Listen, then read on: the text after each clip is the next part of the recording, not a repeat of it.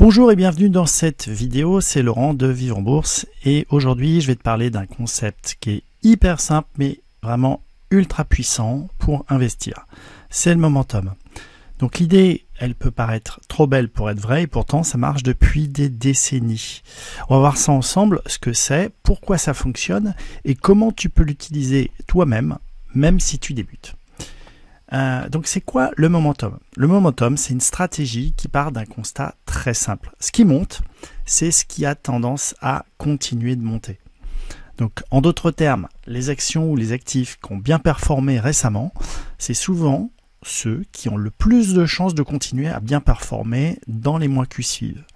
Donc c'est un peu comme un train qui est lancé à pleine vitesse. Une action, quand elle monte, c'est pas elle monte et puis elle dégringole tout d'un coup. Même si ça peut arriver, mais en tout cas, il y a souvent des signes de faiblesse et souvent il y en a une qui performe mieux que les autres. Il y en a toujours une qui performe mieux que les autres. Et avant qu'elle se casse la gueule, eh ben, il y en a une qui commence à la dépasser. Et c'est ça qui est vraiment intéressant dans cette méthode, c'est qu'en fait on est toujours sur ce qui fonctionne le mieux. Donc c'est un peu comme un train qui est lancé à pleine vitesse, il s'arrête pas net, il continue sur sa lancée. Alors bien sûr il peut ralentir, mais voilà, l'idée c'est de surfer sur ce qui performe le mieux. Donc c'est la même logique derrière le momentum, c'est suivre la dynamique du marché. Alors pourquoi ça fonctionne? Ça fonctionne parce que c'est lié au comportement humain. Les investisseurs ont tendance à acheter ce qui monte. C'est l'effet de foule, le fameux FOMO, le Fear of Missing Out, la peur de rater l'opportunité.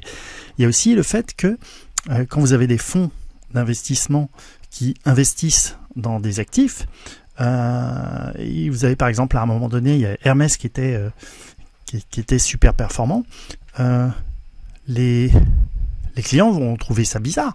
Si vous n'avez pas de Hermès dans votre portefeuille, alors que c'est l'action qui performe le mieux, les clients vont dire mais vous êtes nul, vous n'avez pas pris du Hermès.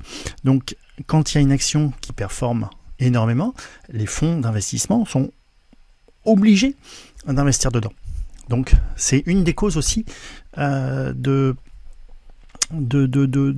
fait que ça fonctionne. On a tendance à acheter ce qui monte et ça a un effet démultiplicateur. Voilà. Ensuite, il y a les infos qui circulent lentement. Quand une entreprise annonce des bons résultats, l'impact se fait souvent en plusieurs vagues. D'ailleurs, souvent, ça se fait avant. Une fois que l'info d'ailleurs est diffusée, c'est souvent trop tard. Généralement, les cours commencent à monter avant l'annonce des résultats. Il y a des études solides qui montrent que le momentum, c'est un des facteurs c'est un des facteurs les plus documentés par la recherche financière. Donc il y a par exemple une étude de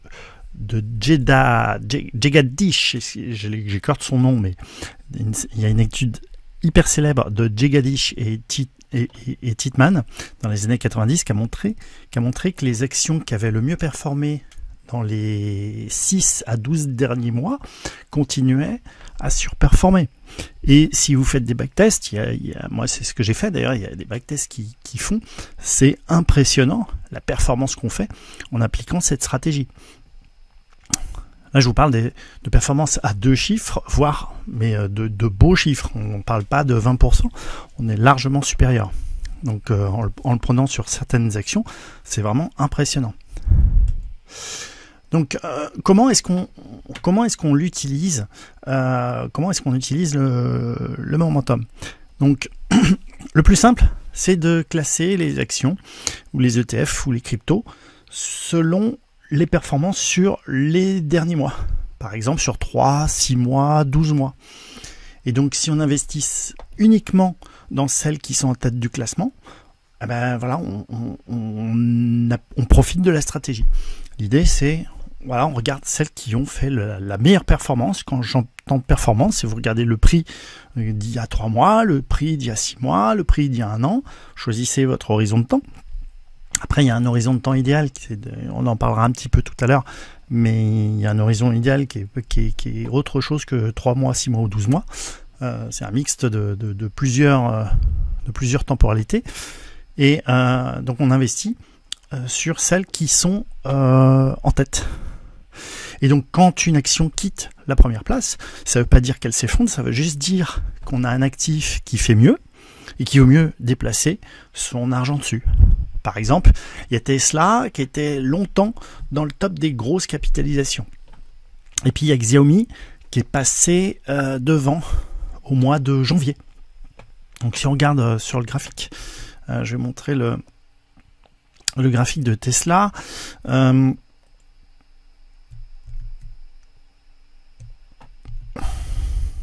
Alors, où c'est qu'il est le graphique de Tesla?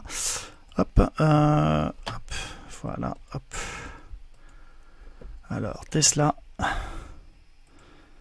Voilà. Pam. Alors, le graphique de Tesla. Voilà, on va regarder ici. On va se mettre sur TradingView. Voilà, TradingView. Hop, et puis on va regarder Tesla par exemple. Tesla, et on va regarder. Alors, j'ai pas mis de bougie volontairement. Voilà, j'ai mis juste les cours. Donc, on est sur un graphique en hebdomadaire et on voit les cours avec une courbe ici. Et donc, le momentum, jusqu'en janvier, en fait, jusqu'en début janvier, Tesla était dans un momentum qui était le meilleur classe, la compagnie la mieux cotée parmi les grosses capitalisations. Et puis, si on rajoute, par exemple, on va comparer ici, je vais rajouter Xiaomi, par exemple. Alors, c'est pas au hasard, mais voilà. Et là, on voit en janvier, voilà, en janvier, ici, début janvier, eh ben, on avait Xiaomi. Vous voyez, Tesla, c'est la courbe en bleu. Donc là où les cours sont passés ici, je crois que ça a baissé de quasiment 50%, hein, les cours. Et là, vous voyez l'évolution en pourcentage. Bon, clairement, il valait mieux se mettre au mois de janvier, il valait mieux se mettre sur Xiaomi que sur Tesla. Voilà, et donc on peut regarder comme ça, c'est un moyen de regarder les cours de bourse, mais c'est un peu fastidieux. Donc c'est pour ça que j'ai fait cette appli qui s'appelle Léonard. Et là par exemple, avec sur ce portefeuille des GAFAM, alors c'est les grosses capitalisations, il n'y a pas que les GAFAM, mais j'ai mis les grosses capitalisations, et vous voyez que Tesla ici, bah, il est passé, alors là il est un petit peu remonté, mais il était en première position en janvier, et il est passé à la dernière position des GAFAM, hein. Il était même derrière Amazon. Donc là Tesla c'était vraiment la cata. Et donc ce qui est génial, c'est qu'en fait si on regarde le graphique, en janvier, voilà, donc là on a tout l'historique depuis la nuit des temps, hein, voilà. Enfin, pas depuis la nuit des temps, mais depuis que Tesla a été coté en bourse. Et donc vous voyez, c'était en janvier, voilà, donc là début janvier, on avait donc là le cours était monté à 500 et il est redescendu à 400. Et quand il était à 400, eh ben, on avait Xiaomi qui était en tête du classement.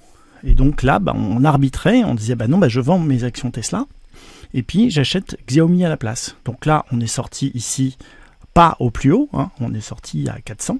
Et puis voilà, ça nous a évité de descendre à 250. Voilà, c'est quand même pas mal. Et en parallèle, si on regarde Xiaomi, si on regarde l'évolution de Xiaomi, voilà, et qu'on regarde le graphique de Xiaomi au mois de janvier, on avait le meilleur momentum, donc simplement il était dans le classement. Hein, donc on était en janvier, voilà, en janvier voilà, début janvier on était là. Voilà, début janvier on était à 34. Voilà, et là aujourd'hui on est à 52, donc ça fait plus de 40% d'augmentation. Les 40% on se les a fait en 2 mois d'ailleurs. Bon, après il y a eu la phase Trump qui a secoué un petit peu, puisque avec les taxes, mais bon, là a priori c'est reparti avec Xiaomi, et pour l'instant il y a tout qui s'était cassé la gueule de toute façon, mais Xiaomi est resté en tête parce que c'est celle qui a le meilleur momentum, et puis là vous voyez qu'elle est largement en tête. Il y a Netflix qui est pas mal placé aussi, mais l'idée voilà, c'est de se placer sur le meilleur actif simplement. Voilà.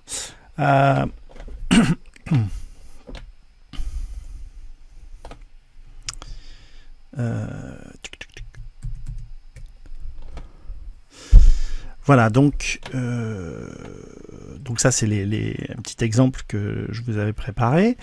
Donc qu'est-ce que c'est que le momentum? Donc c'est pas ça, le momentum, ça prédit pas l'avenir, ça observe une dynamique qui est déjà en cours, et c'est pas une stratégie miracle, hein. Il peut y avoir des retournements brusques comme en cas de crise, quand il y a eu Trump qui a fait ses Trumperies, bon bah effectivement ça a secoué et on n'est pas à l'abri. Par contre, dans le temps, sur la durée, c'est une stratégie qui a fait ses preuves et qui fait des performances de dingue. Voilà, donc si ce que je viens de vous dire, ça vous intéresse, eh ben vous allez adorer ce que j'utilise. J'ai développé une stratégie encore plus précise qui s'appelle le Dual Momentum accéléré. Alors, j'ai rien inventé, en fait, la stratégie Dual Momentum accéléré, elle n'est pas de moi, mais c'est simplement, au lieu de prendre la performance sur une période, ben on va prendre sur 3 périodes. Et on applique, c'est ce que fait Léonard, c'est qu'il vous affiche les actifs triés dans l'ordre décroissant.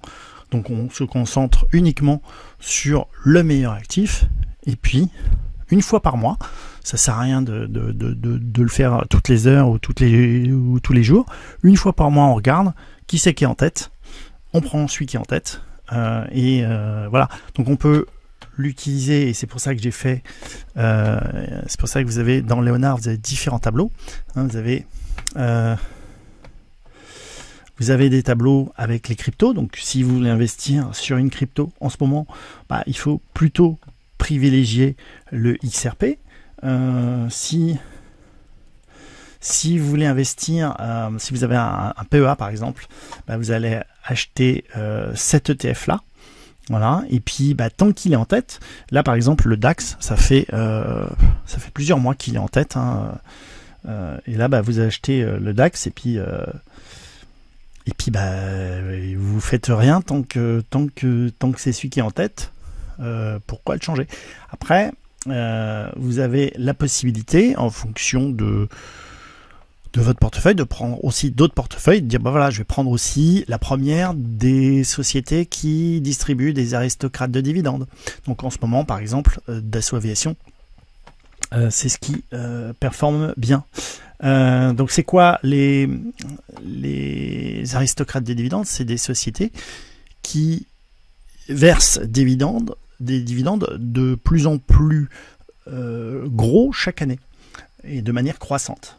Donc quand vous achetez, c'est un peu comme si vous achetiez un appartement, vous attendez à percevoir des loyers. Donc vous achetez ces actions-là dans le but de percevoir des loyers de plus en plus élevés.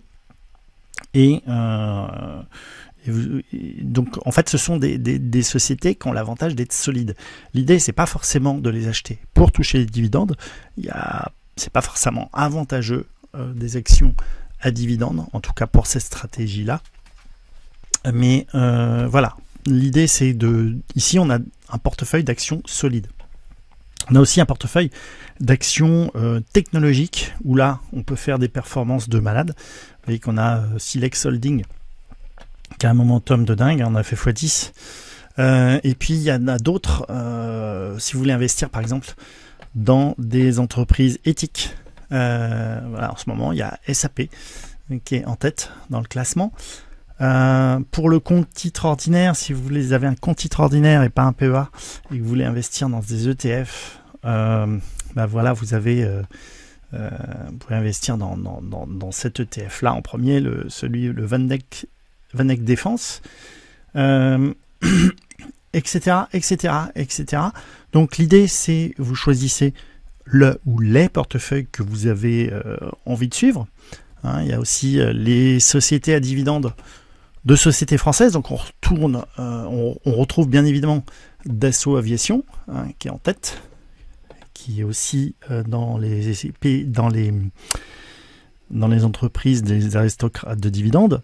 Mais là, ici, on n'a pas que les françaises, alors d'ailleurs, on voit que les boîtes françaises sont en tête, enfin les boîtes européennes sont plutôt en tête.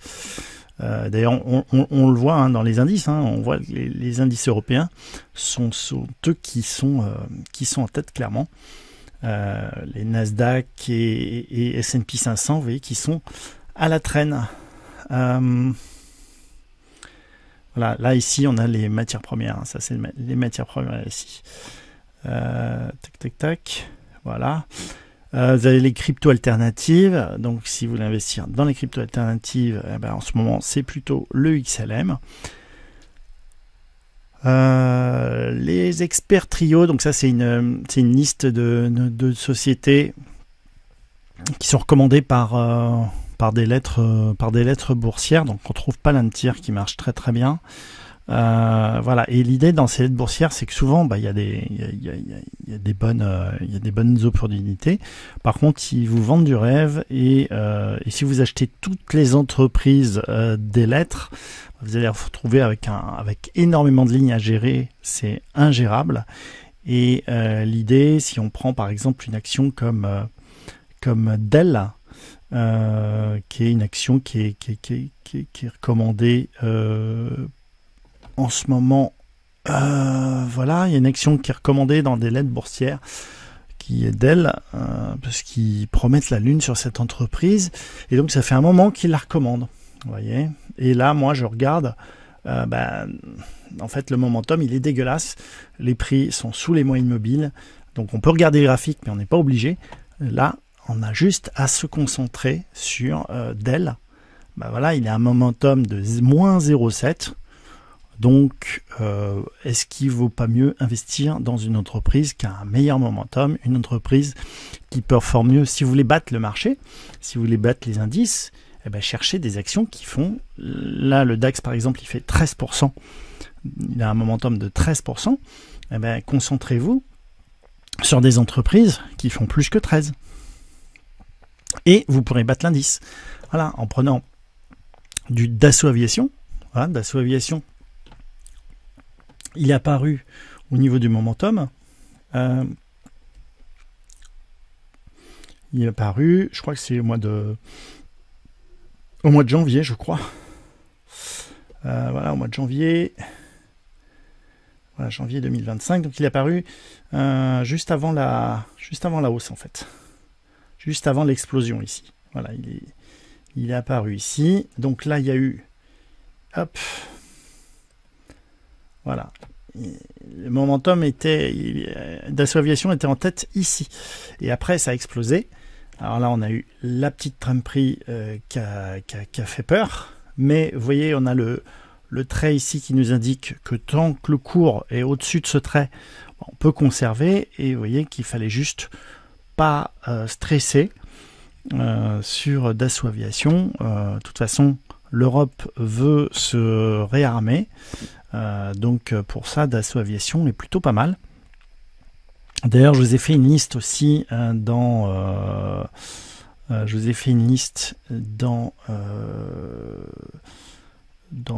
un des portefeuilles. Vous allez retrouver les sociétés de la défense. Donc faut que je l'ajoute dans la liste, mais il y a un dossier spécial réarmement de l'Europe, et vous allez pouvoir voir quelle est la meilleure action à avoir dans son portefeuille. C'est pas forcément Dassault Aviation. Dassault Aviation, elle est là parce que elle fait partie des aristocrates de dividendes. C'est une entreprise de qualité, mais il y a d'autres entreprises qui sont encore plus intéressantes, et ça vous allez retrouver dans le dossier, dans le portefeuille spécial défense. Voilà, j'espère que cette vidéo vous a plu, que vous avez appris quelque chose. N'hésitez pas à me mettre un commentaire si vous avez aimé ce format de vidéo. Je vous dis à très bientôt pour une prochaine vidéo. Ciao ciao.